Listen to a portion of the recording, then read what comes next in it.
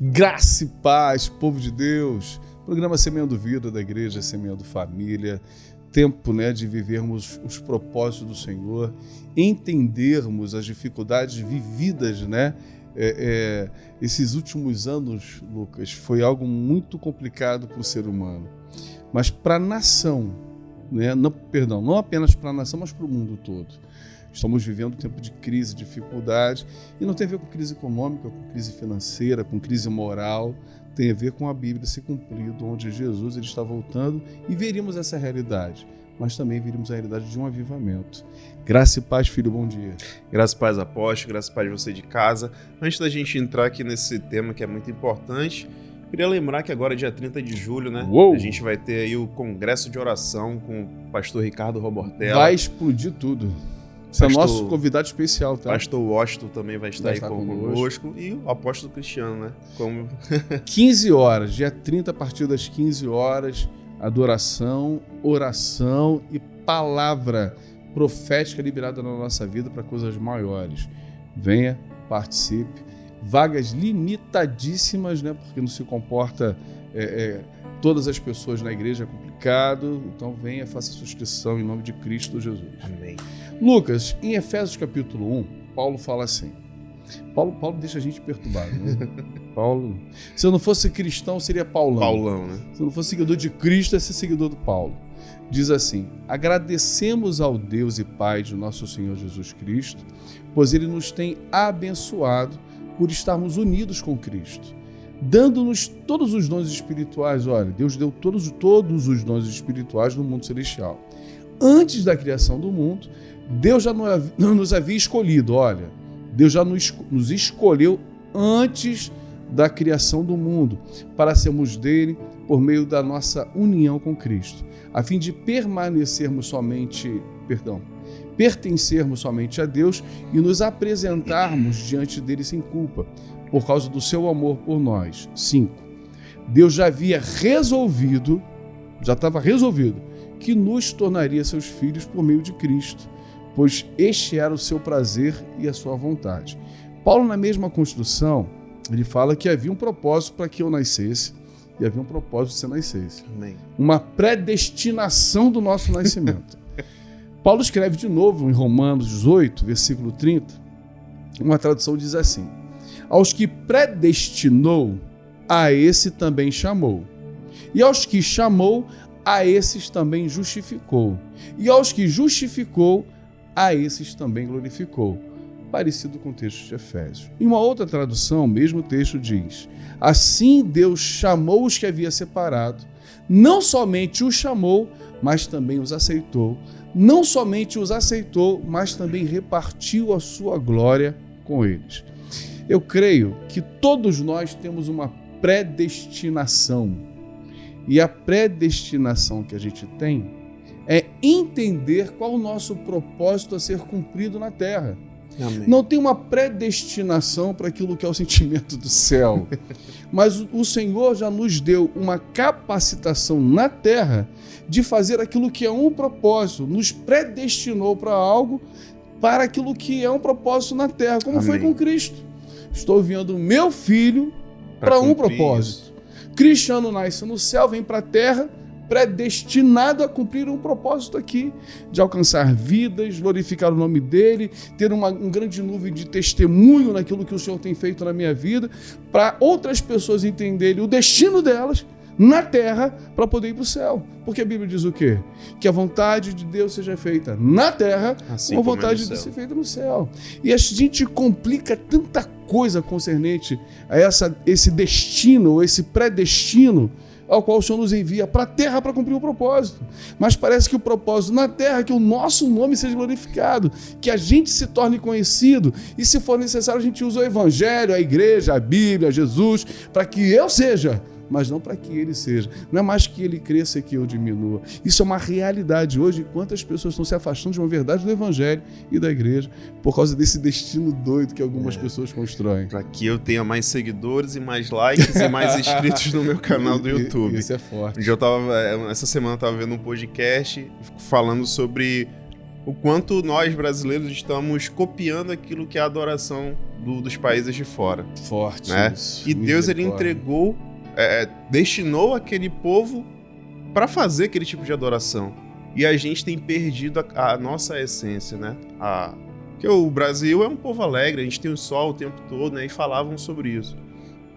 E aí ele citou sobre um ministro de louvor que não tinha nenhuma música dele. Todas as músicas que ele cantava nas suas apresentações, nas suas ministrações, eram versões de músicas em inglês, né? E aí, nessa conversa, ele perguntou para alguém que estava nessa sala: você conhece alguma música desse cara aí que você tá tocando com ele? E ele falou: não. Eu falei: cara, como que você vai cumprir o seu propósito? Né? Como que você vai cumprir o seu chamado daquilo que Deus plantou na sua vida se você só tá copiando as outras pessoas, né? Como agora, sabe o que talvez seja mais triste, ele falou? É que se Deus derramou sobre você uma música que vai impactar a nação e você tá preocupado em fazer versões, porque ele falou que as versões eram um trampolim para que ele seja visto, reconhecido na nação. Então, trazendo para o contexto que a gente quer falar aqui hoje, às vezes a gente se torna imitadores, a gente copia as ações de outros, a gente tenta fazer igual a outro lugar porque tá dando certo, né? Talvez naquele local, porque Deus entregou para aquele local, não foi para talvez funcione em todo mundo, mas tem coisas que são para aquele local. Deus entrega uma chave, né, como você já falou, para cada um, e cada um vai agir naquilo que Deus o capacitou, como a Bíblia fala, né? Deus, ele predestinou, capacitou e glorificou. Isso aí. Né? Então cada um tem a sua especificidade naquilo que é o corpo de Cristo. Então, lógico que vão ter coisas sim, não tem como eu chegar numa ministração de domingo e usar a mesma língua estranha que o senhor fala, tentar imitar aquilo que o senhor faz, né? Tentar imitar as formas que o Espírito Santo age através da sua vida. Não tem como eu chegar lá, eu vou raspar minha cabeça aqui, vou implantar uma barba, vou usar um óculos e vou ministrar a mesma palavra que o apóstolo ministrou domingo passado, que vai dar certo. Não funciona dessa forma, porque Deus, ele, né, capacitou e te predestinou para uma missão.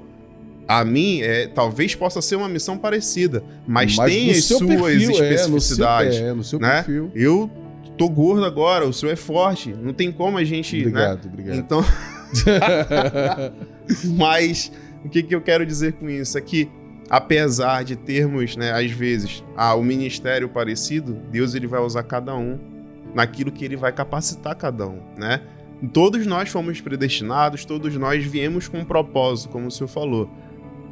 Possam ser propósitos diferentes, iguais, né? Mas que cada um com a sua especificidade, né? Cada um, o senhor fala em língua, a língua é estranha, né?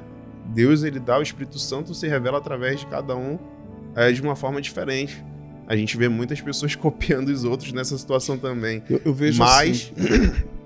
É como eu falei, né? Não tem como eu rapar minha cabeça, vou na academia ali, talvez fique com o braço do mesmo tamanho, fazer... Não, o Espírito Santo não vai fluir da mesma forma, e as vidas não vão ser alcançadas da mesma forma como o Espírito Santo age através da sua.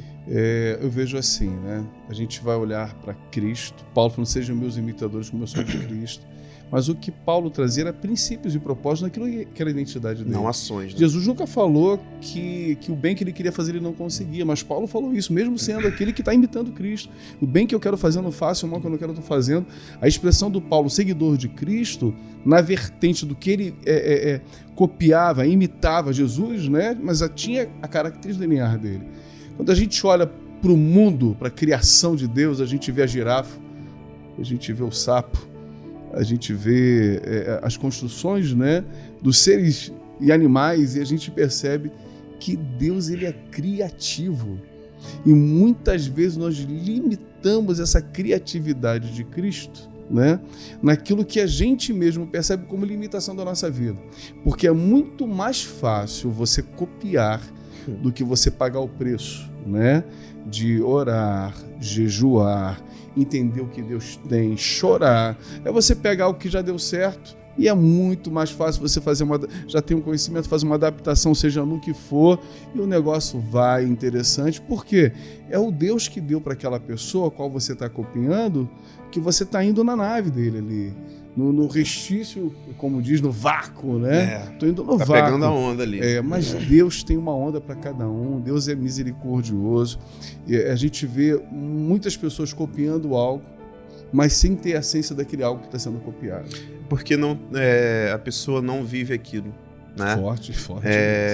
Não é a sua realidade. Não é a realidade, não foi é o seu aquilo. destino. Como é que eu tô... E aí eu não tô aqui generalizando, né? A gente tá falando de algo específico. Como que eu vou testemunhar de uma música que Deus implantou no coração daquela pessoa? E se eu for perguntado, pô, o que você achou? Como que foi a construção dessa música? Tem uma história. Tem uma história. Foi no momento que aquele compositor estava vivendo, Deus revelou algo para aquela pessoa. Eu posso cantar a mesma música, posso, não tem problema nenhum nisso. Mas eu não vou saber dizer, na essência, aquilo que Deus viveu com aquela pessoa, né? Eu não tenho a mesma experiência que ela teve, eu não tenho a propriedade de, cara, não, eu passei por isso, Deus me revelou isso, né? E através dessa canção, ou dessa ministração, dessa oração, Deus ele quis fazer isso na minha vida. Porque a experiência não foi minha, a experiência foi de outra pessoa, né? Deixa a gente alinhar uma situação que vem com os pensamentos distorcidos. O que nós estamos colocando aqui, por exemplo, a harpa cristã, os hinos da harpa são inspirados. Quando a gente ministra os hinos da harpa cristã, coisa que poucos fazem hoje, né? É a mesma inspiração. As pessoas que cantam os louvores, que outrora alguém foi inspirado também, é a mesma graça. O que nós estamos trazendo de pensamento é aqueles que sabem no coração a promoção que está fazendo, surfando a onda de outro. Isso, exatamente. Utilizando como trampolim.